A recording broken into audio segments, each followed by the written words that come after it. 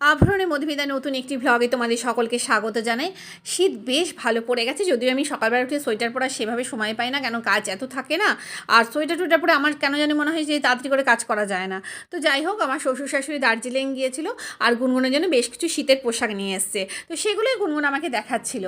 আর আজকে সকালে জলখাবারে আমি বানাবো হলো আলুর পরোটা। এই শীতকালে না এই বেশ আলুর পরোটা বলো, মেথির পরোটা বলো, এগুলো খেতে কিন্তু দারুণ লাগে। তো আমি এটা আটা দিয়েই বানাই বলে হেলদিই হয়। তো গুনগুনের জন্য প্রথমে আমি ঘি দিয়ে একটা ভেজে দিলাম, ও খাবে বললো। তারপরে আমি দুপুরের বেলা তো মাছ টাছ রান্না করেইছিলাম, তো ভাবলাম যে একটু পেঁয়াজ কলি, আলু, ছোটো ছোটো চিংড়ি মাছ আছে, তো একটা চচ্চড়ির মতো বানাই গরম ভাতের সঙ্গে। না এই চচ্চড়িটা শীতকালে খেতে কিন্তু বেশ লাগে আর কি। আর ভাত খেলেই যা ঠান্ডা শুরু হয়ে যাচ্ছে, অত গরম গরম না খেতে আর উপায়ও নেই। তো যাই হোক, এইসব খাওয়া দাওয়া করে আমি একটু বেরিয়েছিলাম। বিকেলবেলা এসে বানিয়ে নিলাম হলো 3 কাপ কফি। গুনগুন বলে আমিও খাবো। আর এই ছিল আমাদের রাতের ডিনার।